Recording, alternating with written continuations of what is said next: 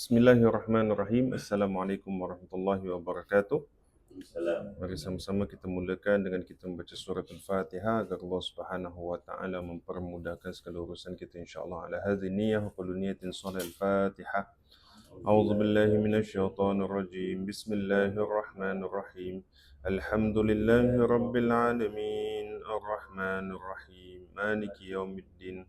Iyyaka na'budu wa iyyaka nasta'in. Ihdinas siratal mustaqim. Siratal ladzina an'amta 'alaihim ghairil maghdubi 'alaihim waladdallin. Amin. Kita masih lagi berbincang tentang ayat-ayat yang ada dalam surah Al-Fatah. Jadi surah Al-Fatah ni dia adalah ayat yang diturunkan selepas peristiwa perjanjian Hudaibiyah. Okay. Ahlan, silakan masuk. Okay. Dia telah bermula, ayat ini diturunkan selepas kisahnya perjanjian Hudaibiyah dengan Nabi SAW yang berada dekat Madinah, yang ingin datang ke Mekah Al-Mukarramah untuk menunaikan ibadah umrah, tapi ditahan dekat Hudaibiyah. Kemudian mereka pulang ke Madinah dalam keadaan tidak dapat melakukan ibadah umrah lah pada waktu itu. Jadi scene dia kita dah bincangkan pada sesi-sesi yang lepas. Dalam keadaan sedih, dalam keadaan marah, ada yang dalam keadaan yang ingin melawan kata Nabi SAW, tapi mereka dah tahan diri mereka. Cuma ada beberapa peristiwa yang berlaku di mana ada sahabat yang tinggikan suara depan Nabi SAW. Jadi ini semua peristiwa-peristiwa yang berlaku waktu Hudaibiyah. Tapi setelah Nabi pulang, dalam perjalanan pulang, jadi nak kena faham konsep ni dalam perjalanan pulang balik dekat Madinah, ayat Al-Quran ni turun, dan dia turun semua, maknanya daripada ayat 1 sampai ayat akhir. Okay. Surah Al-Fatah dikeluarkan. Jadi ada ayat-ayat yang diturunkan ini ialah berkenaan dengan what happened dekat Hudaibiyah. Dan juga Allah SWT ada menceritakan ayat-ayat yang akan berlaku selepas Nabi sampai dekat Madinah. Istilahnya macam Allah SWT bagi Nabi a heads up. Nanti bila kamu sampai dekat Madinah, kamu will see these people. Dan these people akan give these certain things to you. So you need to be prepared. Jadi ada istilahnya ada perkara yang Allah SWT sampaikan dalam surah Al-Fatah ni adalah berkenaan peristiwa Hudaibiyah. Dan juga apa yang akan berlaku selepas Nabi sampai dekat Madinah An-Nawwarah. Ini apa yang ada dalam surah Al-Fatah. Jadi kita dah bincangkan the first few ayats. Saya just kongsikan sedikit yang ini. Okay. Ini ayat 1 sampai ayat 8 kalau tak salah saya. 1, 2, 3, 4, 5, 6, 7 ayat. 7 ayat. Okay. Jadi the first 3 ayat, inna fatahna laka fatham mubina liyaghfira lakallahu ma taqaddama min dhanbika wa ma ta'akhkhar wa yutimma ni'matahu 'alaika wa yahdiyaka siratan mustaqimah wa yansurakallahu nasran azizah. Yang goal bahagian atas ni, ini adalah ayat untuk baginda Rasulullah SAW. Sebab tu dia punya kata ganti nama dia adalah anta. Inna fatahna laka, kamu. Aku bagikan, sungguhnya kami telah berikan kepada kamu, wahai Muhammad SAW, pembukaan yang nyata, kemenangan yang nyata. Okay? Liyaghfira lakallahu ma taqaddama min dzambik, supaya Allah dapat mengampunkan segala kesalahan-kesalahan kamu. Ini kita dah bincangkan apakah maksud kesalahan Nabi, kesalahan Nabi dalam ayat ini. Liyaghfira lakallahu ma taqaddama min dzambika, terhadap kesalahan kamu, wa ma ta'akhkhar wa yutimma ni'matahu 'alaika, dan Allah memberikan nikmat, Allah menyempurnakan nikmat kepada kamu, wa yahdiyaka siratan mustaqimah, dan Allah SWT berikan jalan yang lurus kepada kamu, wa yansurakallahu nasran azizah, dan Allah akan memberikan bantuan yang besar, yang agung daripada Allah Subhanahu Wa Taala kepada baginda Rasul SAW. Jadi nak katakan ayat ini khusus untuk baginda Rasul SAW. Kemudian yang putih pula, Allah kata, huwallazi anzala sakinata fi qulubil mu'minin liyazdadu imanan ma'a imanihim walillahi junudus samawati wal ardh wa kana Allahu 'aliman hakima. Dia liyudkhilal mu'minina wal mu'minat jannatin tajri min tahtiha al-anhar khalidina fiha wa yukaffir anhum sayiatihim wa kana dzalika 'indallahi fawzan 'azima. Jadi ayat yang ini pula adalah berkenaan dengan kaum muslimin, ataupun orang-orang yang beriman yang ikut Nabi SAW. Wallazi anzala sakinata fi qulubil mu'minin, iaitu Allah menurunkan sifat sakinah dalam hati setiap orang-orang yang beriman, dalam hati setiap orang yang beriman. Saya kongsikan juga pada sesi yang lepas berkenaan dengan kata sakinah, as-sakinah. As-sakinah ni ada alif lam kan. Jadi maknanya dia ibarat satu perkara yang boleh kita faham, and it's a specific thing. It's a specific thing. Jadi kalau dikatakan as-sakinah maknanya ketenangan. Ketenangan tu Allah letak dalam hati kaum yang beriman. Jadi kalau kita kata kita nak pergi umrah ataupun kita nak pergi haji, tujuan utama adalah untuk kita melihat Kaabah, betul? Jadi para sahabat waktu tu nak pergi umrah, okay, dengan Nabi SAW, tujuan utama adalah untuk nak lihat Kaabah. Dan Kaabah ini adalah sumber ketenangan. Dia adalah sumber ketenangan. Jadi siapa yang ada pengalaman pergi umrah, pergi haji, kalau nampak Kaabah tu terus kita macam, ya, anything else doesn't matter. Just Kaabah saja, betul tak? Dia rasa tenang, rasa happy dan sebagainya. Tapi Allah kata, kamu nak pergi Kaabah supaya dapat ketenangan, Allah masukkan ketenangan dalam hati kamu, walaupun tak nampak Kaabah. Jadi the main goal adalah dapat ketenangan daripada Allah SWT. Sama ada kita nampak Kaabah ataupun tak nampak Kaabah. Jadi Allah kata itu secondary. Kaabah tu is a secondary thing. Okay? Wallazi anzala sakinata fi qulubil mu'minin liyazdadu imanan ma'a imanihim. Dan Allah akan tambah iman on top of iman yang mereka dah ada. Jadi bermakna iman mereka ni bertambah disebabkan apa? Disebabkan kesabaran mereka, disebabkan ketaatan mereka kepada Allah, kepada baginda Rasul sallallahu alaihi wasallam dan sebagainya. Jadi Allah tambahkan iman. Jadi itu yang kita harapkan agar iman kita senantiasa bertambah. Walillahi junudus samawati wal ardh wa kana Allahu aliman hakima. Dan Allah SWT memiliki tentera di langit dan juga tentera di bumi. Wa kana Allahu aliman hakima, dan Allah Maha mengetahui, Maha bijaksana. Jadi Allah yang Maha mengetahui kenapa kamu tak dapat ziarah Mekah pada waktu itu. Allah SWT Maha bijaksana dalam mengatur segala urusan perjalanan kaum muslimin pada waktu itu. Liyudkhilal mu'minina wal mu'minati jannatin tajri min tahtiha al-anhar khalidina fiha. Dan Allah SWT akan masukkan orang-orang yang beriman, lelaki dan perempuan, jannatin tajri min tahtiha al-anhar, masuk syurga.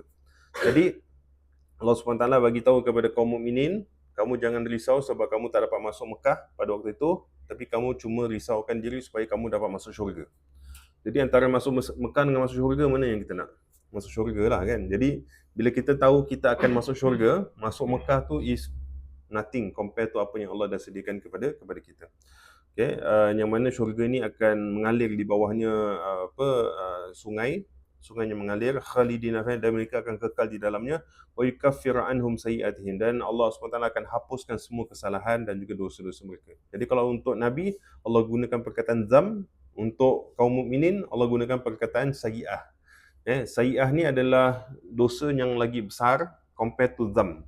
Kalau kata degree of dosa kan, kalau sayiat ni dosa yang besar, dosa yang jijik kan. Ada yang orang kata tu melakukan maksiat seperti apa, berzina ke, berjudi ke, apa, ini semua dikatakan sebagai sayiat yang kotor. Jadi kalau zam, dia kata adalah kesalahan. Jadi ini yang ringan. Jadi untuk Nabi SAW gunakan perkataan zam, tapi untuk kaum mukminin gunakan sayiat. Jadi Allah bukan saja menghapuskan zam, Allah juga akan menghapuskan sayiat semua kaum mukminin dan juga kaum mukminat. Maka nazalika innallahi fawzan azima. Jadi bila dapat pengampunan dosa daripada Allah Subhanahu wa taala, itu adalah fawzan azimah. Itu adalah kemenangan yang besar, yang agung. Wa yu'adzibal munafiqina wal munafiqati wal musyrikina wal musyrikati adh-dhanina billahi dhanna as-saw' 'alaihim da'iratus saw' wa ghadiballahu 'alaihim wa la'anahum wa 'adalahum jahannam wa sa'at masira. Dan kemudian yang bawah pula, yang goal sebelah bawah adalah untuk kaum yang kufur, orang yang kafir, ataupun orang munafik. Wa yu'adzibal munafiqin wal munafiqat wal musyrikin wal musyrikat. Orang munafik lelaki dan perempuan, orang musyrik lelaki dan perempuan, az-dhanina billahi dhanna as-saw', yang orang yang mempunyai prasangka buruk terhadap Allah SWT, ataupun kita kata dhanna as-saw' ni maknanya dia ada prasangka yang tak baik ataupun angan-angan yang tak bagus. Sebab apa? Sebab kalau kita belajar sejarah Hudaibiyah ni, orang-orang munafik yang tak ikut Nabi SAW, apa mereka sangkaan? Nabi akan mati. Para sahabat akan mati. So bila sahabat mati, Nabi SAW meninggal dunia, apa yang akan berlaku? Mereka akan kembali kepada ajaran yang lama, mereka akan kembali kepada keadaan yang lama. Kita pun dah belajar bahawasanya asalnya Madinah tu, negara namanya Yathrib kan. Kemudian ada munafik besar pada waktu itu, Abdullah bin Ubay. Okay.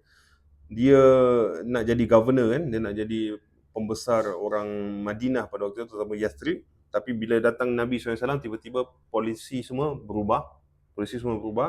Jadi walaupun polisi berubah, dia tetap nak tunjukkan mukanya depan rakyat. Jadi dia ikut Nabi SAW walaupun dia tak beriman. Jadi dia dikira sebagai orang munafik. Dia orang munafik.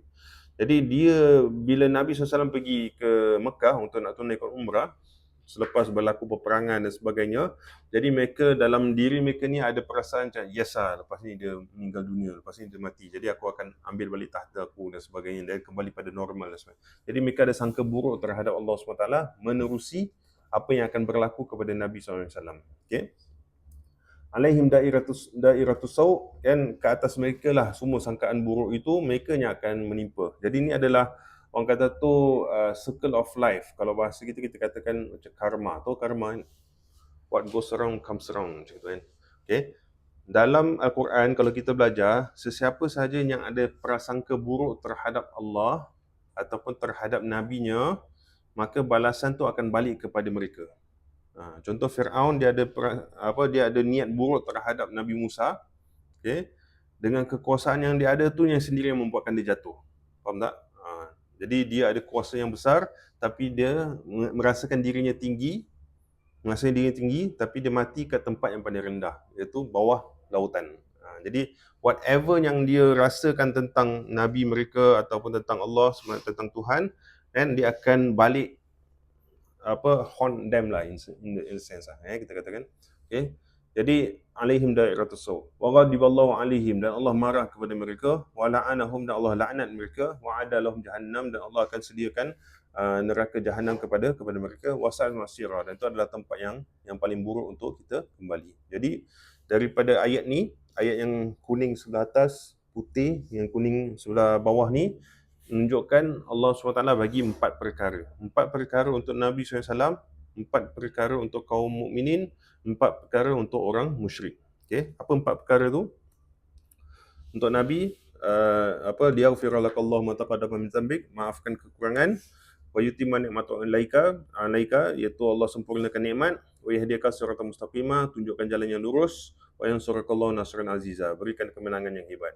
Untuk orang beriman ada 4 juga, anzala sakinata fi qulubil mu'minin, dapat sakinah dalam hati. Kemudian liyazdadu imanan ma'a imanihim, tinggikan iman. Kemudian masuk syurga, liyudkhilal mu'minina wal mu'minat fi jannatin tajri min tahtiha al-anhar. Kemudian wa yukaffiru anhum sayyi'atihim, mereka akan diampunkan dosa mereka. Kemudian untuk orang munafik dan orang musyrik dapat 4 juga, liyu'adzibal munafiqin wal munafiqat wal musyrikin wal musyrikat, dapat beri azab.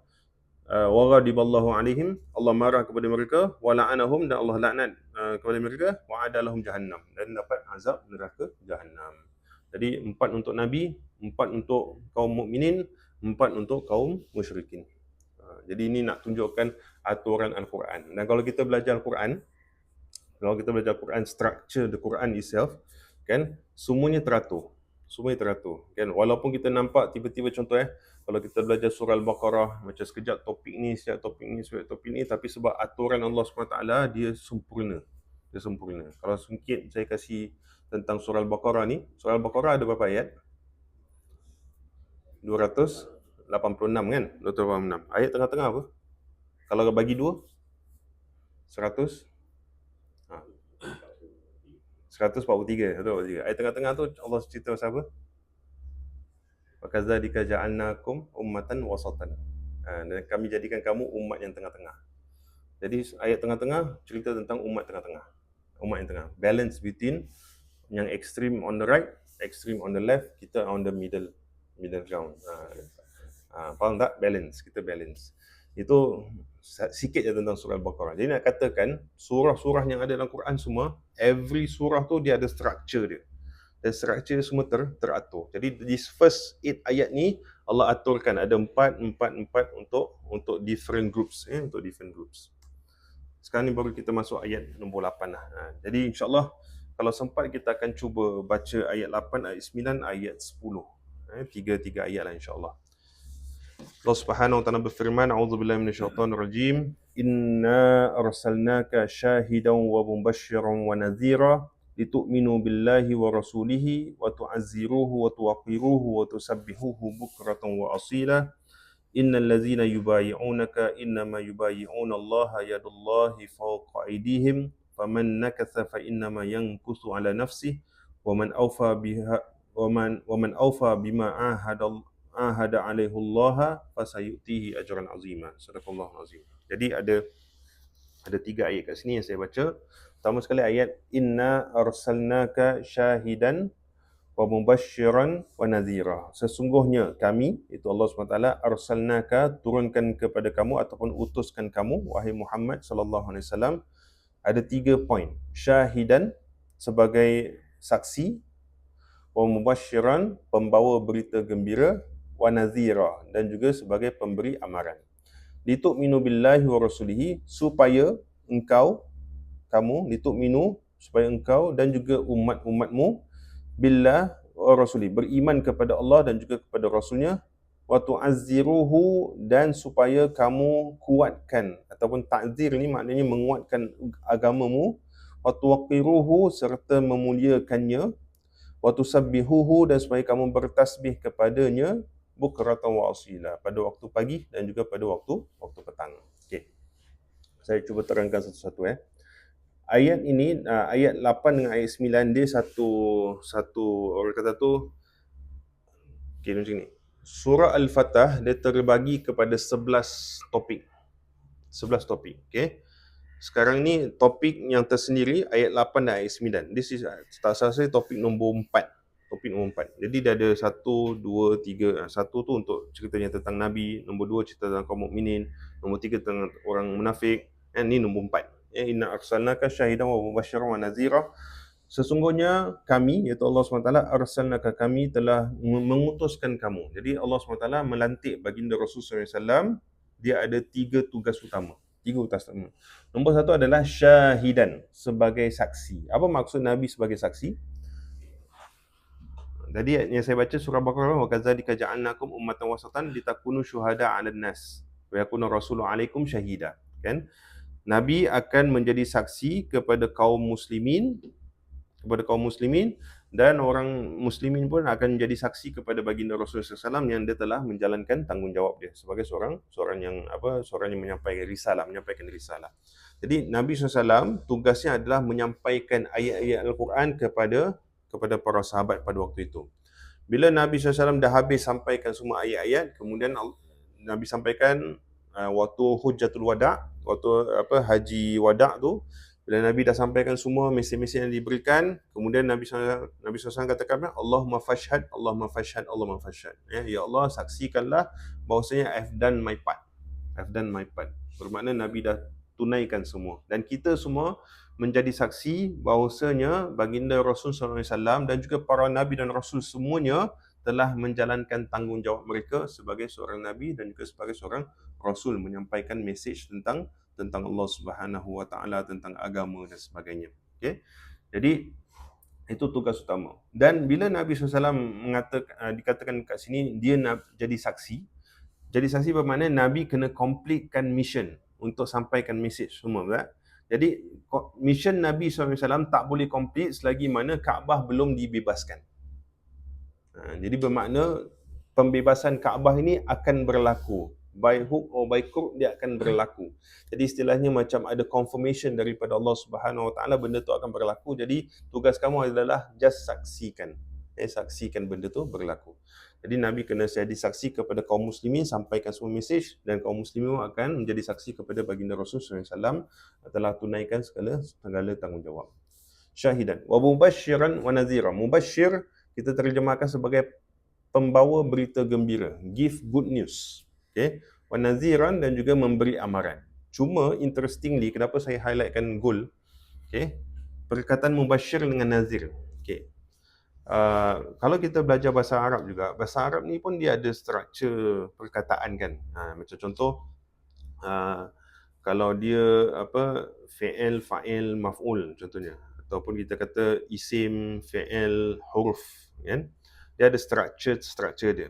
Jadi kalau misalnya kata perkataan mubasyir, dia adalah isim fa'il.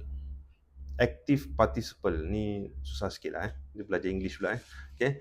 Mubashir ni maknanya sifat orang yang sampaikan berita gembira ni adalah sifat aktif. Sifat aktif. Kan? Contohnya saya ni sedang bercakap kan. Saya aktif bercakap, saya mutakallim. Saya cakap, saya sedang actively sedang menyampaikan perbualan.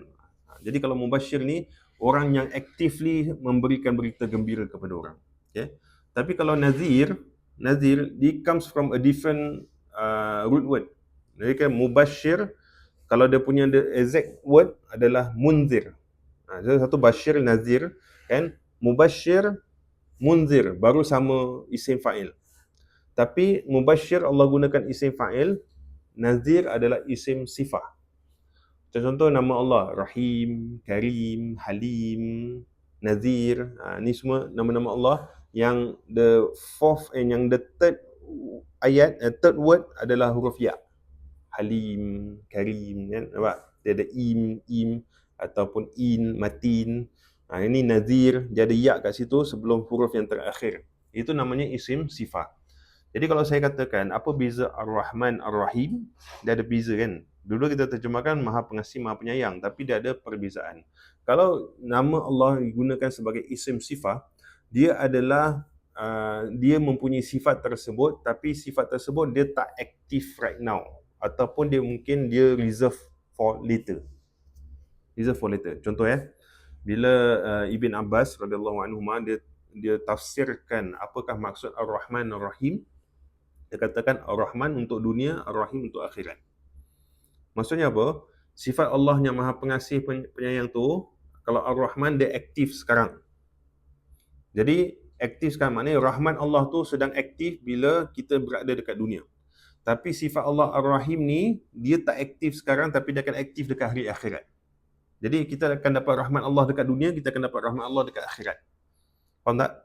Dan sifat dia memang ada.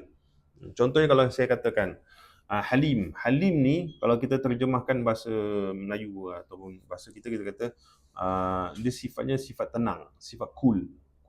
Contoh kita kata abang saya ni dia cool. Dia cool. Okay? Mungkin waktu tu orang tu tengah tidur. Saya cakap dia memang cool. Sebab apa? Karakter dia adalah orang dia cool. Tapi at that moment dia tak gunakan dia punya cool dia sebab dia sedang tidur. Faham tak? Jadi sifatnya tak aktif. Okay? Jadi kalau dikatakan sebagai isim sifat, dia tak aktif, tapi dia ada sifat tersebut. Tapi kalau gunakan isim fa'il, dia sifatnya aktif. Jadi perkataan mubashir nak mengatakan Nabi tugasnya actively giving good advice ataupun good news kepada orang.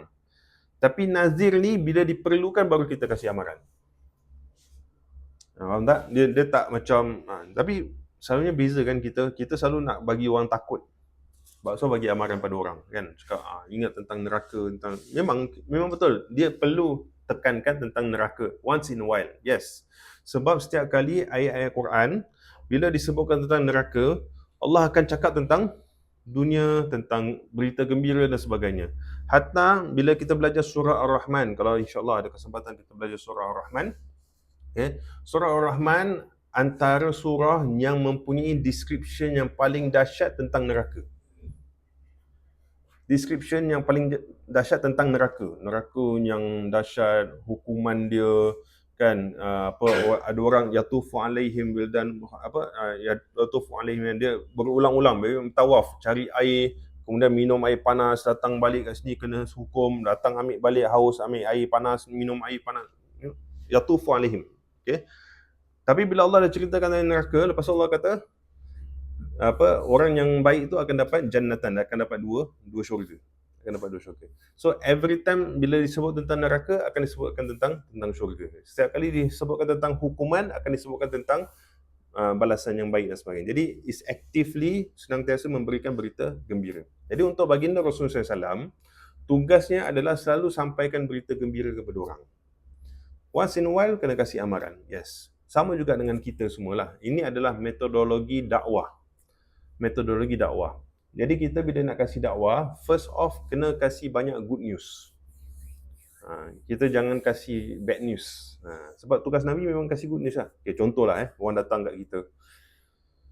saya umur dah kata 50 tahun ke 60 tahun ke, saya tak pernah semayang, saya tak pernah puasa, tak pernah puasa. Sekarang ni saya macam nak taubat lah. So macam mana? So how we approach this kind of person? Saya banyak kali juga jumpa orang macam ni. Adakah kita kata, oh awak ni dah 50 tahun, awak kena puasa ganti semua, solat kena ganti semua kan, kena bayar fidyah berapa puluh ribu sebagainya. Agak-agak dia jadi tak nak qada semua, kan? Ataupun kita adalah alhamdulillah, syukur kepada Allah SWT, Allah bagi hidayah, okay, buatlah pelan-pelan, maknanya mampu saja. Macam mana? Tapi tak cukup dia, berapa puluh tahun dia nak kena qada ni. Kita so our mind will shift kalau kita faham perkataan mubashir dengan nazir. Our mind will shift. Dia kata tak apa, kasih good news kan, tapi saya macam lambat sikit lah nak belajar Fatihah, macam mana nanti solat saya. Tak apalah, take your time. Saya ada banyak kali jumpa orang kadang-kadang macam dia macam gini juga. Ada orang, dan ini common, this is a common thing yang berlaku dalam kehidupan saya juga, kawan-kawan saya sebagainya. Kalau misal kata saya ada kenalan yang dulu katalah level Dajjal, okay, bila dia nak jadi baik, dia akan 360 baik. Betul. This happen all the time. Okay. Kalau dulu gini, bila dia baik, automatically jadi baik. Dan terus dia akan qiyamul lail, masjid, apa ni semua lah, kan. Tapi biasanya sebab dia punya stamina tak kuat, dia didn't last long. Dia tak last long. So, dia akan nanti dia macam gini. Lepas tu bila orang yang 360 change tu, kan, tak tahulah, dia this is normal mungkin saya rasa. Dia automatically dia akan nampak everything orang buat is salah. Sebab ibarat dia dapat hidayah, jadi kata, tak boleh macam ni tau, ni dosa tau, ni haram tau, ni neraka tau, ni apa. Dia akan actively bringing warning kepada orang. Okay? Tapi lepas tu bila orang tak layan dia, dia pun give up. Nanti dia give up, dia patah balik. So bila saya dah jumpa this kind of approach banyak kali, saya selalu my own style lah, my own perspective, kata take your time.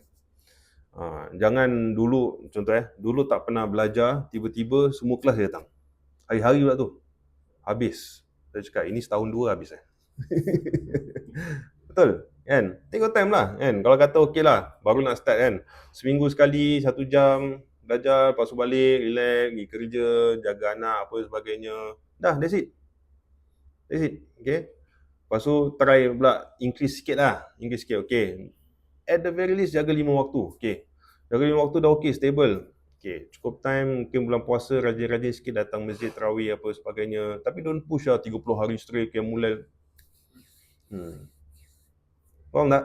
Baca Quran, 1 hari 1 page, setengah page, pelan-pelan. Tak faham tak apa, pelan-pelan baca sikit ayat, baca 1 ayat, baca terjemah, baca 1 ayat, baca terjemah. Okay. Lepas tu nanti besok baca lagi 1. Mungkin kalau misal kata ada fikir macam ni nak keris, nak tahu sebagainya, baru kita buka tafsir sikit ke, atau buka video ke, apa sebagainya. Ada tak ustaz cakap pasal ni, pasal ni?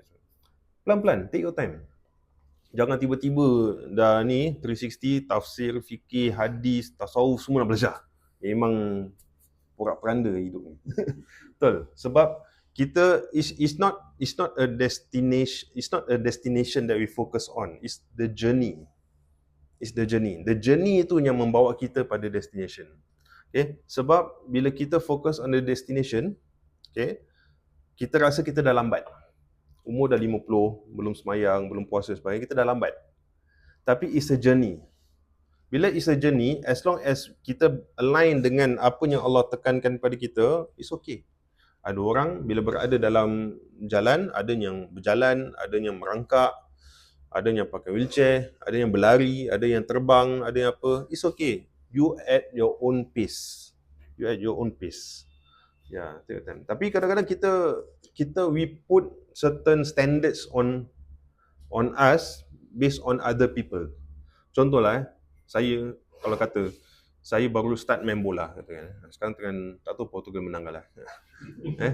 Saya baru start main bola. Tiba-tiba saya nak compare diri saya dengan Ronaldo. Tak boleh lah. Kan? Kita ada pace apa? Kan? Start dengan maybe dengan player Sunday League ke, lepas tu baru dengan Prime League ke, S League dulu ke. Kita punya level lah. Pelan-pelan naik kat situ. Lama-lama baru naik pada negara lain. Tapi kalau kita baru start, tiba-tiba kita nak the best one. Dia dah berapa puluh tahun main bola. Dia hari-hari main bola. Betul tak? So, sama juga dalam agama. Sama juga agama. Tiba-tiba kita nak hit the pace of someone yang gini. Dia dulu satu sekolah dengan aku. Tapi aku dah lama hilang, sekali tiba-tiba patah balik, tengok dia dah kaya ke, dia dah bagus ke, dia dah apa. Jadi kita nak cepat. Jadi dia macam istilahnya shortcut his way towards that particular something. Orang yang shortcut ni selalunya dia tak kekal. Dia tak kekal. So take your time. But give good news pada orang. Okay, saya nak taubat, alhamdulillah, pelan-pelan take your time. Okay, saya tak ada strategi taubat. Okay, awak nak kena khatam Quran macam gini, orang tak. Dia kata take your time. Mana yang awak rasa selesa, awak buat benda ni. Kalau awak tak selesa, jangan buat dulu. As long as awak jaga benda-benda yang wajib, kan, itu utamakan dulu. Jangan terus buat benda yang kita tak mampu nak pikul. Jadi mubasyiran, give good news. Okay. Kemudian kalau misalnya kata dah sampai ke tahap yang terlalu ekstrim, baru kita bagi nazir. Baru kasih warning, amaran. Kata, ingat-ingatlah tu kan. Umur dah berapa dah ni. Kan, kubur memanggil. Sekali-sekala, yes, cakap. Sampaikan. Tapi not every time. Munzir. Bukan munzir, tapi nazir. Mubashir, yes. Nazir, slow down kita katakan. Ini adalah karakter Nabi SAW. Karakter Nabi basyiru wala tunafiru. Kan, bila Nabi SAW sampaikan mesej kepada ambassador yang akan pergi ke Yaman, akan pergi ke ni, macam contoh Nabi sampaikan kepada para sahabat yang pergi ke Yaman. Dia katakan, apa kamu akan cakap dengan orang kat sana? Dia cakap apa yang Allah dan juga Nabi-Nya sampaikan kan. Kemudian Nabi kata apa? Basyiru wala tunafiru. Kan, give good news. Jangan keras-keras. Jangan bikin susah dengan orang. Nabi tak katakan basyiru wa naziru. Okay. Nabi tak cakap bagi good news, bagi amaran, tak. Bagi good news je. Good news. As much as Nabi fikirkan kepada mereka nak sampaikan tu, kan, tak perlu nak bagi warning, tak perlu nak threaten. Just kasih good news. Allah sayang kepada kamu, Allah cintakan kepada kamu. Kan, kalau kamu kembali kepada Allah, nescaya Allah akan bagi syurga dan sebagainya. Just that. No need to give warnings pada orang. Jadi itu bezanya antara mubasyir dengan nazir. Sebab tu saya highlightkan sebagai warna lain. Ini adalah sifat Nabi SAW. Jadi tugasnya syahidan, mubasyiran, naziran, supaya apa? Litu'minu billahi wa rasulihi. Supaya kamu semua boleh beriman kepada Allah dan juga Rasulnya. Jadi cara orang kita nak sampaikan mesej iman kepada orang, 3 benda ni. Syahidan, mubasyiran, nazira. Jadi bila kita dah ada 3 ni, kan, maka iman kita akan komplit, akan sempurna. Iaitu bila kita selalu kita menjadi saksi bahawasanya Nabi SAW telah jalankan amanah, jalankan tanggungjawab. Kita juga melakukan tanggungjawab kita, sebab tiap hari kita bersyahadatkan asyhadu alla ilaha illallah, asyhadu anna Muhammadar Rasulullah. Aku naik saksi bahawasanya tiada Tuhan selain Allah, Nabi Muhammad adalah pesuruh Allah. Kita menjadi syahid juga. Kemudian kita beriman kepada Allah dan Rasulnya menerusi mubasyir dan juga nazir. Jadi iman kita komplit. Itu minu billahi wa rasulihi, supaya mereka semua, kamu dan juga mereka semua, iaitu umatmu, dapat beriman kepada Allah dan juga beriman kepada Rasulnya. Wa tu'azziruhu wa tuwaqiruhu wa tusabbihuhu bukratan wa asila. Dia ada 3 sifat ni. Tu'azziru, tuwaqiru, tusabbihu. Tu'azziru datang daripada perkataan ta'zir. Ta'zir ni maksudnya memberikan penghormatan out of love, cinta kepada seseorang, sehingga kita meringankan beban orang. Ta'zir. Contoh kalau misal kata mungkin ada orang yang untuk ada respectable person, kan, mungkin ulama ke syekh ke apa sebagainya, bila kita jumpa syekh ulama tersebut, kan, kata kita salam dia, kemudian kita nak ringankan beban dia, boleh tak saya angkatkan beg, boleh tak saya angkatkan buku sebagainya. Ini sebab out of love towards someone, out of respect towards someone, kita buat benda tu. Jadi kita ringankan beban dia. Jadi bermaksud apa? Bila kita beriman kepada Allah, beriman kepada Rasulnya, kita kena takzir Rasulullah SAW. Jadi para sahabat diberikan amanah, oleh Allah SWT supaya kamu semua meringankan beban Nabi sallallahu alaihi wasallam. Ta'zir, okey, ta'ziru, ataupun kita kata memberikan authority kepada orang. Sebab datang maksudnya kat situ adalah Nabi SAW ada authority terhadap mereka, jadi mereka beri penghormatan kepada Nabi sallallahu alaihi wasallam. Wa tuqiru, dan juga kamu boleh maksud kat sini adalah memuliakan, memuliakan. Kalau kata waqar kat sini maksudnya adalah ibarat macam beban, okey. Jadi istilahnya maksud kat sini, kita melihat Nabi SAW atau para sahabat ni, khususnya dalam ayat ni, para sahabat harus melihat Nabi SAW sebagai orang yang apabila mereka melihat Nabi tu, mereka rasa in awe towards the Prophet SAW. Kenapa dua sifat ni penting, ta'zir dengan tauqir, tu'aziru tuwaqiru? Sebab apa yang baru berlaku dekat Hudaybiyah? Mereka istilahnya macam tak support apa yang Nabi suruh kan. Nabi suruh sembelih, Nabi suruh cukur rambut, tapi mereka tak buat. Okay? So istilahnya Allah nak bagi tahu kepada kaum mukminin pada waktu itu, benda tu jangan berlaku lagi. Don't ever do that again lah istilahnya. Jadi macam subtle punya message Allah SWT kepada kaum mukminin, lepas ni jangan buat lagi. Okay? Sebab mereka tak nak dengar cakap Nabi. Sayyidina Umar kan kisahnya dia tinggikan suara. Apa kesalahan bila kita tinggikan suara depan Nabi? Ada ayat kan Allah kata, la tarfa'u aswatakum fawqa sautin nabi. Kalau kita tinggikan suara kepada atas melebihi daripada suara Nabi, apa yang akan berlaku? Antah batalakum a'malakum. Semua amalan kamu akan terhapus, hilang. Jadi maknanya bila kita meninggikan suara melebihi daripada suara Nabi dengan sengaja, amalan baik kita buat selama ni semua boleh hilang, boleh hancur, boleh hancur. Okey. Jadi kalau siapa yang pernah ziarah makam Nabi kan, dekat Madinah, dekat Masjid Nabawi, kalau ziarah makam, bila yang lelaki khususnya, kalau kita jalan kan nanti ada 3 pintu kan yang colour gold kan. Ada pintu 1, pintu 2, pintu 3. Biasa pintu tengah tu yang ada makam Rasul, kemudian ada nama Sayyidina Abu Bakar, Sayyidina Umar, betul? Okey. Jadi bila kita ziarah, kita beri salam kan, Assalamualaikum ya Rasulullah, Assalamualaikum ya Habiballah, sebagainya. Tapi nanti kalau dekat ayat atas tu, nanti dia akan tulis, ya ayyuhallazina amanu la tarfa'u aswatakum fawqa sautin nabi. Ini dalam surah Al-Hujurat. Surah Al-Hujurat ayat 2. La tarfa'u, jangan tinggikan suara. Jadi maksudnya kat sini, istilahnya bila pegawai-pegawai kat sana mengatakan bila nak beri salam tu tak perlu nak pekik-pekik. Just be calm. Beri salam, Assalamualaikum ya Rasulullah, dan move. Kan? Tapi sekarang ni dah beza lah kan. Kita jalan mesti semua dengan handphone, yang FaceTime dia kan.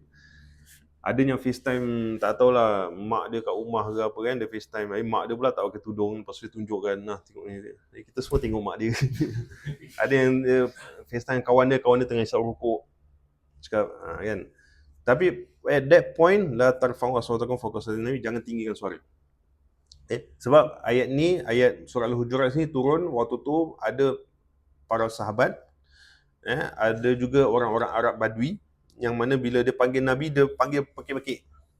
Sebab diorang tak belajar adab, diorang tak tahu, diorang baru nak belajar tentang Islam sebagainya. Jadi dia panggil, "Oi Muhammad, keluar kau." Gitu. Jadi ayat tu turun. Okay? Jangan tinggikan suara. Ada juga ceritanya apabila Nabi sedang para sahabat sedang bertengkar antara mereka. Jadi bila Nabi cakap, sampaikan suara Nabi tak dengar. Sebab diorang tengah pekik-pekik, jadi suara Nabi tak didengari sampai kan turun ayat. Ya ayyuhallazina amanu la tarfa'u aswatakum fawqa sautin nabi. Jadi maknanya suara Nabi tak boleh lebih rendah daripada suara para sahabat waktu tu. Tapi ayat itu juga ada ulama bila dia tafsirkan ayat itu, dia mengatakan contohnya macam kita ni tak hidup sezaman dengan Nabi SAW, betul tak? So istilahnya kita literally tak boleh dengar suara Nabi. Betul tak? So bermakna adakah ayat tu dah tak relevan? Dah tak relevan lah kan, asal Nabi dah tak ada. Jadi ulama tafsirkan ayat tu mengatakan, sekarang ni ada tak orang yang apabila hadis-hadis Nabi dibaca, kita tak ambil endah. Itu maksud dia. Okay? Sebab contoh kalau kita sedang berbual, sekali ada orang cakap berdebat ke apa, berbual kata Nabi SAW ada katakan dalam hadis kan. Jadi bila kita dengar hadis Nabi tu, adakah kita rendahkan diri kita ataupun kita nak meninggikan diri kita depan hadis Nabi SAW? Para sahabat, contohnya, kalau kata para ulama kita, contohnya Imam Malik. Imam Malik rahimahullah ta'ala, Imam Malik ni dia terkenal dengan ulama ahlul hadis, ulama ahlul hadis. Sebab dia memang duduk dekat Madinah, dia memang belajar all his life dekat Madinah Al-Munawwarah. Dia mengajar dekat Masjid Nabawi. Okay. Hidup dia adalah hadis Nabi SAW. Penghormatannya kepada hadis Nabi SAW tu luar biasa. Dia bila sampaikan dakwah, bila ada anak murid dia sampaikan, aku ada satu hadis, at that hadis pun kan membuatkan Imam Malik tak jawab balik, sebab out of respect towards that particular hadis. Ini Imam Malik rahimahullah. Contohnya macam bila saya tengah berbual, tiba-tiba kata, ada anak murid kata, saya ada tahu ayat Quran, saya tahu hadis Nabi. Saya macam, ya apa kau siapa nak tegur aku ataupun nak debate dengan aku sebenarnya, tak. Tapi Imam Malik tak, terus rendahkan diri. Ada cerita lain juga tentang Imam Malik. Ini out of love towards the Prophet SAW. Bila ada orang datang rumah Imam Malik, ketuk pintu, selalunya khadam dia akan buka pintu. Dia kata, kau siapa, kau nak apa? Dia cakap, aku nama Fulan bin Fulan, aku nak jumpa Imam Malik, nak cakap pasal hadis. Nak belajar tentang hadis something lah. Okay? Jadi, khadam dia akan jumpa dengan Imam Malik, ada orang nak datang pada engkau, nak tanyakan tentang hadis-hadis ini. Apa Imam Malik buat bila orang nak datang? Dan Imam Malik cakap, okey, panggil orang tu masuk, duduk, Imam Malik siap dulu. Apa yang Imam Malik buat? Dia siap, dia mandi, dia bersihkan pakaian, dia pakai wangi-wangi, kan, ambil wuduk dan sebagainya, baru dia duduk. Bila duduk, baru cakap, okey, baru kita berbual hadis. So, bermakna Imam Malik, setiap kali nak baca hadis, dia make sure dia dalam keadaan yang suci. Out of love towards the Prophet's words. Maknanya kan hadis Nabi SAW. Jadi nak katakan berikan penghormatan yang tinggi kepada baginda Rasul sallallahu alaihi wasallam. Wa tu'azziruhu wa tuqiruhu. Okay. Kemudian Allah kata wa tusabbihuhu, dan bertasbihlah kepadanya. Jadi bezanya adalah tu'azziru, tuqiru untuk Rasulullah SAW. Tapi tusabbihu, bertasbih kepadanya, ni adalah Allah SWT. Jadi nak katakan ayat ni tu'minu billah, beriman pada Allah, kemudian tu'azziru, tuqiru untuk Rasulullah SAW, tusabbihu untuk Allah SWT. Jadi Allah, Nabi, Allah. Jadi itu pun antara aturan ayat ni lah. Tu'minu billah wa rasulihi wa tu'azziru wa tuqiru untuk baginda Rasulullah SAW, wa tusabbihu bukratan wa asila, dan bertasbihlah kepada Allah siang dan petang. Jadi apa tiba-tiba nak cakap tentang Nabi, tiba-tiba masuk tentang tasbih, sebab nak katakan tasbih kita tak sempurna kalau kita tak memberikan penghormatan yang sempurna kepada baginda Rasulullah SAW. Jadi memberikan penghormatan kepada Nabi adalah tasbih kepada Allah Subhanahu Wa Taala. Faham? Okay. Apa maksud tasbih? Ini tasbih subhanallah. Apa maksud dia? What's the meaning? Apa maksud tasbih? Tasbih ni dia datang daripada perkataan sabbaha yusabbihu. Sabbaha ni boleh bermaksud floating, float. Orang yang berenang, maksudnya orang yang sedang bertasbih. Bila kita berenang, apa yang berlaku? Kita sedang float our body kan, supaya tak jatuh dalam air. Jadi kita maintain body kita dekat atas. Paling tidak pun kepala kita kena maintain atas air. Jadi itu namanya tasbih. Jadi maksudnya tasbih adalah, kan, nama Allah kita tak letakkan dia tempat yang rendah. Jadi setiap kali dalam Al-Quran, bila ada perkara syirik yang berlaku, apa ayat dia? Fasubhanallahi amma yusyrikun. Fasubhanallahi amma yasifun. Faham tak? Maknanya tasbih. Jadi bila ada orang kata syirik pada Allah SWT, subhanallah. Tasbih pada Allah. Kalau ada orang sangka buruk dengan Allah, subhanallah. Make sure Allah berada dekat atas. Itu namanya tasbih. Maknanya kita letak Allah berada dekat atas, tak boleh rendahkan. Jadi antara cara untuk kita nak make Allah SWT berada dekat atas adalah dengan kita memberikan penghormatan yang mulia kepada baginda Rasul sallallahu alaihi wasallam. Jadi orang yang merendahkan baginda Rasul sallallahu alaihi wasallam adalah orang yang merendahkan Allah SWT juga. Jadi jangan sesekali kita ambil remeh tentang baginda Rasul sallallahu alaihi wasallam. Jadi message ni khusus untuk para sahabat yang apa yang dah berlaku dekat Hudaibiyah, Allah bagi warning kepada mereka. After this, don't do that again. Sebab dia akan efek tasbih kamu kepada Allah Subhanahu wa taala. Dan dia kepada kita semua, jangan sesekali kita merendahkan baginda Rasul sallallahu alaihi wasallam. Jadi bila kita baca ayat Quran, kita belajar hadis Nabi sallallahu alaihi wasallam, kita jangan meremehkannya. Hatta kalau kita dengar nama Nabi SAW pun jangan remehkan. Jangan remehkan. Saya dalam kuliah yang lain saya kata ada hadis katakan antara sifat orang bakhil. Sifat orang bakhil. Bakhil ni kan sifatnya kedekut, orang yang lokek dan sebagainya. Apa sifat orang bakhil? Adalah bila nama Nabi disebut, kita tak selawat ke atas Nabi sallallahu alaihi wasallam. Jadi setiap kali sebut dengar nama Nabi, kita kena jawab at the very least sallallahu alaihi wasallam. Kan nama Rasulullah sallallahu alaihi wasallam. Itu orang yang tak bakhil. Kalau orang bakhil bila sebut nama Nabi dia bawa bodoh. Itu sifat orang bakhil. Okey. Wa tusabbihuhu bukratan wa asilah, kita bertasbih kepadanya pada waktu pagi dan juga pada waktu petang. Jadi tasbih pagi dan petang ni pun satu importance yang perlu kita buat. Okey. Kalau contoh kita belajar solat rawatib. Tu solat rawatib kan? Solat rawatib. Kalau ikut kepada Imam Syafi'i, solat rawatib ni dia punya, kita kan ada sunnah muakkad, sunnah ghairu muakkad kan. Sunnah muakkad ni kalau kata Imam Syafi'i dia ada 10 rakaat. 10 rakaat. Okey. 2 rakaat subuh, sebelum subuh, okey. 2 rakaat sebelum zuhur, qabliyah zuhur, 2 rakaat selepas zuhur. Kemudian 2 rakaat lepas maghrib, 2 rakaat lepas isyak. Ini sunnah muakkad. Okey, 2 2 2 2 2. Okey. Kemudian adanya ghairu muakkad. Ghairu muakkad ni ada yang tambahan lah, maknanya 2 tambahan daripada qabliyah zuhur tu. Kan, jadi mana 4 qabliyah, 4 ba'diyah. Itu yang kedua-dua. Kemudian ada 2 rakaat sebelum isyak, 2 rakaat sebelum maghrib pun ada juga, ada perbincangan juga. Okey. Asar 2 rakaat sebelum qabliyah pun ada. Tapi kalau yang muakkad ada 10 ni.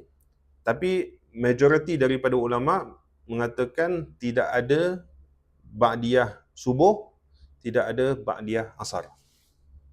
Tak ada ba'diyah subuh, tak ada ba'diyah asar. Jadi kalau Imam Syafi'i katakan makruh tahrim selepas subuh. Makruh tahrim untuk kita melakukan ba'diyah. Jadi subuh tak ada. Kemudian lepas asar pun tak ada. Lepas asar pun ada hadis. Ada hadis Nabi kata la solata ba'dal asr. Tidak ada solat selepas asar. Jadi maknanya ba'diyah subuh tak ada, ba'diyah asar tak ada. Kenapa? Sebab ba'diyah subuh dengan ba'diyah asar itu adalah reserve kepada tasbih. Sebab tu biasanya ulama dia susun al-ma'thurat. Kan? Al-ma'thurat. Jadi maknanya lepas subuh tu adalah masa untuk kita tasbih. Tasbih mana maksurat, baca maksurat, baca ayat Quran, baca hadis-hadis, baca zikir kan, subhanallah, alhamdulillah. Kalau guru saya kata lepas subuh ni zikir jangan lepas. Zikir ni jangan lepas. La ilaha illallah wahdahu la syarikalah lahul mulku wa lahul hamdu yuhyi wa yumiitu wa huwa ala kulli syai'in qadir 10 kali. Okey. Kemudian Allahumma ajirna minan nar 7 kali. Allahumma ajirna minan nar, Allahumma ajirna minan nar. Kemudian baca ayat kursi, Allahu la ilaha illa huwal hayyul qayyum, baca ayat kursi. Kemudian tasbih 33, tahmid 33, takbir 33 dengan la ilaha illallah wahdahu la satu, jadi 100. Ini antara zikir yang tak boleh lepas. Dia kata. Kalau ulama kita pun dia pesan kata man laisa lahu zikrun falahu man laisa lahu wirdun falahu qirdun. Siapa yang tidak ada wirid dalam hidup dia, maka dia macam monyet. Man laisa lahu wirdun, tak ada wirid kan, falahu qirdun. Qirdun tu monyet. Jadi maknanya dalam hidup kita mesti ada zikir. Not necessarily zikir lepas solat, tapi hidup kita mesti ada zikir. Subhanallah, alhamdulillah, la ilaha illallah, wallahu akbar. That's a very minimum. Kita nak sebut Allah. Kita sebutkan Allah. Kita baca ayat Quran, zikir. Kita mengingati Allah, allazina yazkurunallaha qiyaman wa qu'udan wa ala junubihim. Kita mengingati Allah pada waktu kita duduk, waktu kita baring, waktu kita berdiri. Berdiri, duduk, baring. Wa yatafakkaruna fi khalqis samawati wal ard. Dan senantiasa memikirkan tentang penciptaan langit dan bumi. Jadi kita hidup mesti nak kena ada zikir kepada Allah Subhanahu wa taala. Jadi ulama dia susun wirid. Jadi ada yang ikutlah Imam Hasan Al-Banna ke apa sebagainya kan, ikut maksurat yang tertentu, tapi mesti ada wirid. Mesti ada wirid. Wirid macam mana? Terserah mana yang kita sesuai. At the very least, baca Quran. At the very least, baca Quran. Sebab Quran is the best zikir yang ada. Okay? Dan bila zikir, apa yang berlaku? Tatma'innul qulub. Ala bizikrillahi tatma'innul qulub. Bila kita zikir kepada Allah, hati tenang. Jadi itu tugas kita, tusabbihu bukratan wa asila. Kita bertasbih kepada Allah. Jadi Allah ada ayat yang mana Allah bagi tahu certain time is sesuai untuk kita melakukan tasbih, melakukan zikir. Jadi pagi kenapa penting? Sebab pagi ni adalah permulaan kita ya, sebelum kita keluar nak berniaga, nak bekerja dan sebagainya, dapatkan rezeki, kita ingat yang bagi rezeki tu Allah SWT. Jadi first kali tasbih. Jadi mula pagi dengan keadaan bersih. Kalau ada ulama mengatakan tasbih waktu pagi ni adalah ibarat santapan rohani kan. Sebelum santapan jasmani, santapan rohani dulu. Maknanya subuh, lepas subuh tu zikir sampai syuruk. Sampai syuruk baru kita fikirkan tentang dunia dan sebagainya. Kan. Okay. Alright. Inna arsalnaka syahidan wa mubasyiran wa nadhira tu'minu billahi wa rasulihi wa tu'azziruhu wa tuwaqqiruhu wa tasbihu bukratan wa asila. Okay. Innal ladzina yubayyi'unaka innama yubayyi'una Allah yadullahi fawqa aydihim. Sesungguhnya orang-orang yang memberi pengakuan taat setia kepadamu, mereka hanya saja memberikan pengakuan taat setia kepada Allah. Okay. Jadi ayat 9 tadi dikatakan tentang tu'azziru tuwaqqiru, kan, memberikan penghormatan kepada Nabi sallallahu alaihi wasallam. Jadi bila Allah SWT sampaikan ayat tu, apa yang Nabi ingat? Nabi ingat tragedi yang berlaku dekat Hudaybiyah, yang di mana para sahabat waktu tu tak dengar kata Nabi. Betul tak?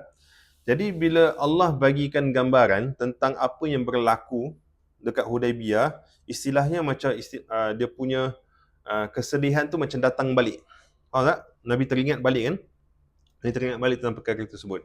Jadi bila Nabi teringat balik tentang perkara tersebut, automatically Allah ingatkan balik perkara yang baik yang berlaku kat Hudaybiyah. Innal ladzina yubayyi'unaka. Okay.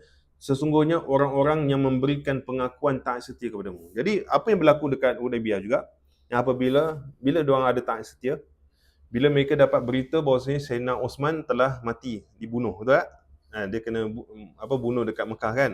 Jadi semua orang berkumpul kan, semua macam let's go, kita revenge pada Sayyidina Osman. Jadi bila orang semua bai'ah kepada Nabi, okay? Bai'ah kepada Nabi, Nabi katakan apa?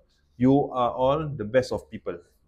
Among others, the best of people. Jadi waktu tu mengingatkan tentang taat setianya para sahabat kepada baginda Rasul sallallahu alaihi wasallam. Jadi itu kan mendatangkan balik kegembiraan kepada Nabi sallallahu alaihi wasallam. Okay?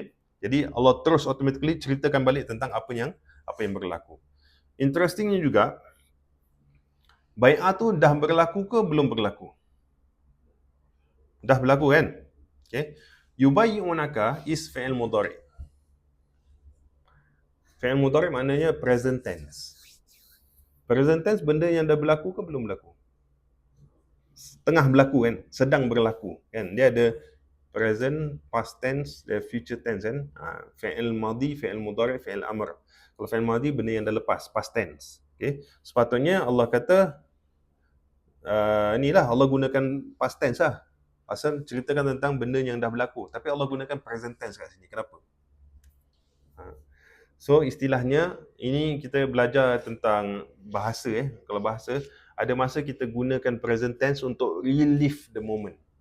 Relive the moment. Jadi Allah nak letakkan fresh on the Prophet's mind apa yang berlaku dekat Hudaybiyah. So Allah guna present tense. Itu maksud dia. Okay? Innal ladzina yubayyi'unaka innama yubayyi'unallah.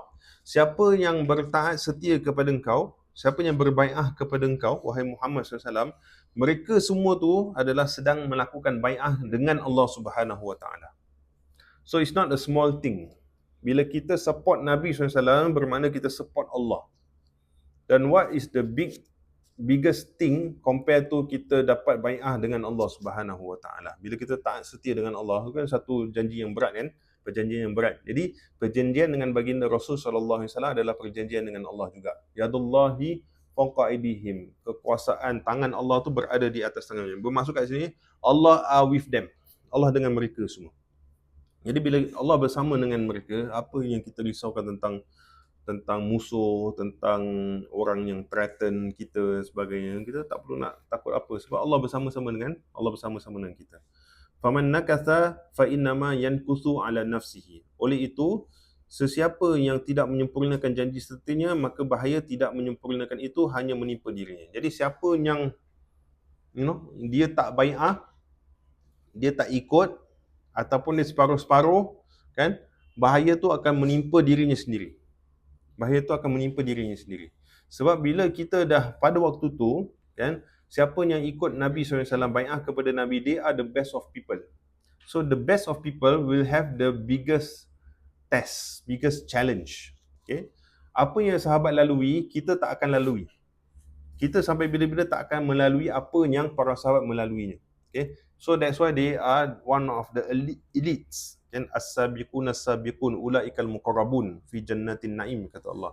Okay? Mereka adalah the pioneers. Okay?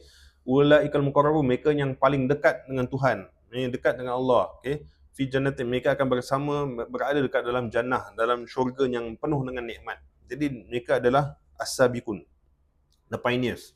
So they have the biggest challenge, the biggest test. Kita macam mana kita punya iman pun tak boleh nak samakan level kita dengan para sahabat. Sebab para sahabat ni dia luar biasa. Okay, Sayyidina Abu Bakar contohnya, Sayyidina Abu Bakar, Nabi kata apa? Kalau misal kata imannya Abu Bakar ni diletakkan dekat dacing, kemudian diletakkan semua iman kaum muslimin, nescaya iman Abu Bakar lagi berat. Beza kan? Sayyidina Umar pun dipuji oleh baginda Rasulullah SAW. Dia katakan, kalau misalnya kata ada Nabi selepas aku, nescaya orang tu adalah Umar. So that's the biggest compliment kan kepada Sayyidina Umar. Jadi para sahabat ni semua level diorang beza. Dan ujian mereka pun beza. Okay? Mereka kena iman dengan baginda Rasulullah SAW pada waktu yang di mana ramai orang tak beriman. Okay? Tapi kalau contoh untuk kita we are born Muslim kan? Born Muslim, bermakna mak ayah kita orang Islam, sikit sebanyak pun kita tahu values of Islam itself lah. Kita tahu lah, kita nak kena semayang, nak kena puasa, kan, kita tak boleh buat tu, tak boleh buat ni, kita ada adab-adab kita sebagai orang Islam dan sebagainya, kita tahu. Tapi kita adalah Muslim. Tapi untuk para sahabat, they don't have any choice to become a mu'min. Jadi test mereka lebih tinggi. Jadi rasa cinta mereka kepada Nabi pun kena lebih lagi tinggi daripada kita. Saya kasih contoh. Katakan orang, katalah ada pelajar, contoh dekat sekolah, universiti ke mana sebagainya. Kita akan jumpa student yang janji pas lah. Janji aku pas, separuh-separuh lah. Ini belajar separuh-separuh, janji dia lulus. Jadi dia bila belajar pun dia strategically belajar. Kan, ni tak masuk exam, ni tak masuk exam. Jadi janji dia pas. Kan, sebab dia just nak move on with life. Kan, dia mungkin mak dia paksa masuk universiti ni, dia nak belajar lain tapi mak dia suruh belajar lain. Dia tak suka, jadi dia buat separuh-separuh. Tapi ada student yang dia suka study, belajar dekat kelas dia fokus. Kan, dah luar kelas dia jumpa cikgu lah, dia minta nasihat lah, baca buku apa lagi. They will go out of their way untuk dapat a better understanding of that particular subject. Walaupun benda tu tak masuk exam, tapi dia belajar bukan sebab exam, dia belajar sebab dia nak belajar tentang benda tu. Contoh dia minat apa, dia minat engineering ke, dia minat mechanical ke, dia belajar semua buku, belajar arkitek ke, dia suka kan, dia belajar buku, baca gini, dia jumpa mentor, dia jumpa gini, dia try buat ni, try buat tu. Dia goes out of his way towards perfection, towards excellence, kita katakan. Jadi ada orang yang separuh-separuh, ada orang yang dulu kat sekolah pun kita ada, madrasah kita ada yang separuh-separuh belajar. Kan? Ada juga yang sikit-sikit jumpa ustaz ni, jumpa ustazah yang ngada betul. Kan? Betul tak? Kan? In the good books lah kita katakan. Sungguh-sungguh. Jadi orang yang sungguh-sungguh ni kenapa dia buat itu? Out of love towards something kan. Dia suka subjek tu mungkin, dia suka guru dia tu mungkin, dia out of love. So bila kita sukakan kepada sesuatu, kita akan sacrifice. Kita akan sacrifice masa kita akan sacrifice tidur kita. Orang kalau suka belajar, dia tidur mungkin 2-3 pagi, bangun pagi pergi sekolah sebagainya. Rajin kan? Rajin. Kan dia akan sacrifice banyak perkara sebab dia cintakan kepada that particular thing. Okay. Para sahabat, level cintanya kepada baginda Rasul SAW, dia sacrifice everything. Jiwa, raga, nyawa, harta, keluarga, everything, semua. Sebab rasa cinta out of love towards the Prophet SAW. So now come back to us. How we show our love towards the Prophet. Macam mana kita tunjukkan rasa cinta kita kepada Nabi SAW. Itu bergantung dengan berapa banyak kita nak sacrifice diri kita. Contohnya, kalau kata kita cinta kepada Nabi, kita ikut sunnah-sunnah Nabi contohnya. Okay? Sanggup tak kita sacrifice jiwa kita, raga kita, harta kita, keluarga kita sebab kita nak tunjukkan yang kita cinta kepada baginda Rasul SAW. Para sahabat buat benda tu. Jadi, dia dah letak standard. How is our standard untuk nak sampaikan level tersebut? Jadi kita nak kena tunjukkan. Jadi macam mana cinta kita kepada Rasulullah SAW tu akan bergantung kepada macam mana kita sanggup untuk berkorban kepada baginda sallallahu alaihi wasallam. Okey. Jadi siapa yang taat setia pada Rasulullah SAW, yadullah fawqa aydihim. Okey, kekuasaan Allah, tangan Allah, Allah bersama-sama dengan mereka. Faman nakatha, siapa yang tidak menyempurnakan, fa inna ma yanqusu ala nafsi. Dia hanya bahaya tu tidak menyempurnakan itu hanya menimpa dirinya, maka dia je yang akan ada masalah. Okey. Wa man aufa bima ahada alaihullah, dan siapa yang menyempurnakan apa yang telah dijanjikan kepada Allah, fasayutihi ajran azima, maka Allah memberi kepadanya pahala yang besar. Jadi siapa yang sempurnakan, ini satu yang saya nak highlightkan. Dia ada actually, kalau di sudut bahasa dia ada weird sikit. Okey. Wa man aufa bima ahada alaihillah sepatutnya. Normally lah kalau kita baca Quran, alaihillah. Tapi kat sini gunakan bima ahada alaihullah. Kan is something out of the way. Sebab apa nak katakan, janji taat setia tu terlalu tinggi, kasrah tak dapat nak capture. Jadi Allah gunakan dhammah. Alaihullah. Orang kata tu bai'ah pada Allah SWT tu, sehingga kan gunakan perkataan huruf dhammah, ataupun kita kata dhamir dhammah kat situ. Tak boleh kasrah. Sebab kasrah ni terlalu ringan. Alaihillah ringan. Alaihullah berat. Alaihullah. Okey. Waman aufa, siapa yang menyempurnakan bima ahada alaihullah, yang telah dijanjikannya kepada Allah SWT, fasayutihi ajran azima, maka mereka akan dapat ganjaran pahala yang besar di sisi Allah Subhanahu wa taala. Jadi sesiapa yang bai'ah kepada Allah, siapa yang bai'ah kepada baginda Rasulullah SAW, dia berbai'ah kepada Allah. Dan apabila dia dah bai'ah kepada Allah Subhanahu wa taala, pahala ganjarannya besar di sisi Allah Subhanahu wa taala. Tapi siapa yang tak bai'ah kepada Allah ataupun tak bai'ah kepada baginda Rasulullah SAW, dia tak bai'ah kepada Allah, maka balasannya ataupun bahaya itu akan timpa dirinya sendiri. Himself akan suffer. Kenapa kita himself ni akan suffer? Sebab mungkin kalau misal kata kita, bila kita bincangkan tentang iman, dia adalah reflection kepada diri kita sendiri, bukan reflection kepada orang lain. Kadang-kala kita bila tengok tentang sesuatu, kita akan reflect tentang keluarga dia. Contoh saya bagi contoh. Kalau misal katalah budak tu nakal lah, selalu kita akan cakap, ni perangai bapak dia, ni perangai mak dia. Kita akan cakap, oh ni mungkin sebab other people, dia become like this, that. Betul tak? Dia ni pemalas lah, ni samalah macam bapak dia, sama macam mak dia. Dia ni selekeh, sama. Kita akan selalu compare dia dengan dia punya keturunan dia. Tapi kalau kita nak cakap pasal iman, kita tak boleh compare dia dengan bapak dia, dengan mak dia, dengan adik dia, dengan abang dia, kakak. Tak boleh. Sebab that's not how that works. Faham tak? Kalau misalnya kita katakan, orang tu dia beriman. Tapi biasanya kita akan nampak, kalau orang tu beriman, mungkin mak bapak dia pun orang yang baik lah. Dia kata orang baik. Tapi boleh tak berlaku yang dia beriman tapi mak bapak dia bukan orang baik? Boleh tak berlaku kalau dia tak baik, mak bapak dia orang baik? Boleh berlaku tak? Kalau macam itu, kita akan faham, contohnya Nabi Nuh AS. Nabi Nuh ni Nabi kan? Siapa tak beriman? Anak dia tak beriman.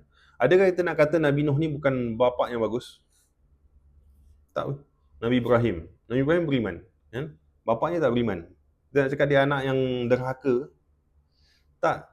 We cannot compare that. Bila sebut tentang iman, tak boleh kita tak boleh apa orang kata tu samakan dengan ahli keluarga yang lain. Okay? Ada nabi yang isteri tak beriman. Ada nabi bapaknya tak beriman. Ada nabi yang anak dia tak beriman. Okay? Contoh Rasulullah SAW, pakcik-pakcik dia tak beriman. Keluarga, most of his keluarga tak beriman kepada Allah SWT. Hatta pakcik yang dia rapat pun Abu Talib tak beriman. Okay? Contoh belajar Nabi Nuh AS, Nabi Ibrahim, Nabi Yaqub. Kalau saya jadi Nabi Yaqub, saya hidup ni depression. Ada 12 anak, 10 anak nak bunuh anak satu. Bukan tak suka adik je tau, nak bunuh adik. Tak depres ke hidup? 10 anak lah tu. 10 anak, semua degil-degil. Kita satu anak degil, kita dah stres. Ni 10 anak degil. Apa kan Nabi Yaqub nangis sampai mata putih kan? Nangis sampai mata putih. Sebab kenangkan tentang anak dia Nabi Yusuf AS. Hidup kita depres tak? Tapi kita nak cakap Nabi Yaqub ni tak pandai didik anak ke? Itulah, kau nak ada anak ramai kan, baru tak tahu jaga. Boleh cakap itu? Tak boleh cakap itu.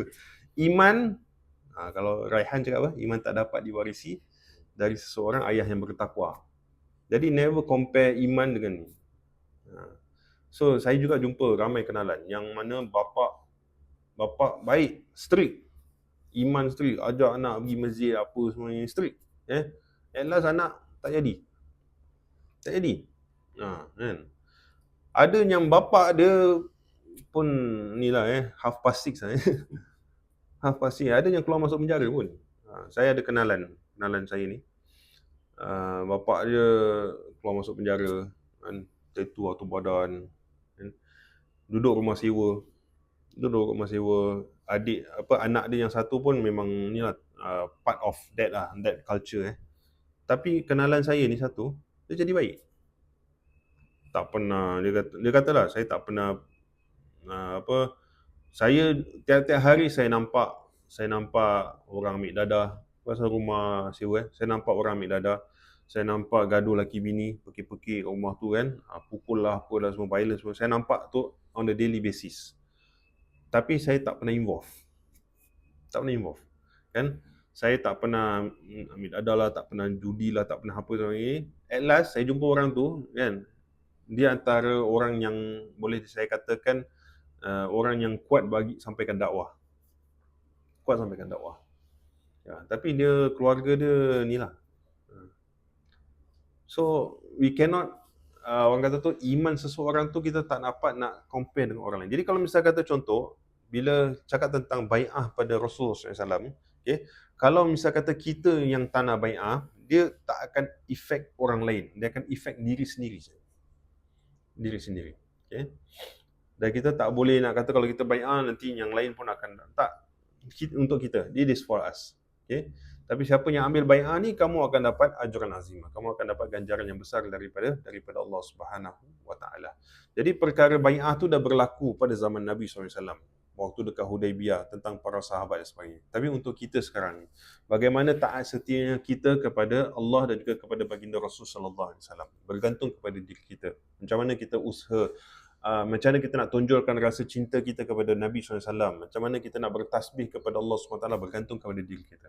Masing-masing ada kekuatan masing-masing, tapi masing-masing perlu ada pengorbanan masing-masing. Kan? I can sacrifice this much, contohnya. Ada orang mungkin dia ada kekayaan dari sudut harta yang banyak, jadi dia boleh sacrifice harta dia banyak. Tapi ada orang yang dia tak ada harta banyak, tapi dia boleh sacrifice tidur dia untuk banyak zikir kepada Allah SWT. Banyak qiyamul lail, banyak baca Quran dan sebagainya. Dia mungkin ada dia punya kelebihan daripada sudut intelek dia. Contohnya, dia boleh baca buku banyak, dia boleh hafal Quran banyak dan sebagainya. Silakan.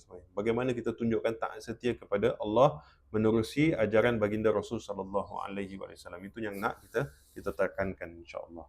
Wallahu taala alam bisawab.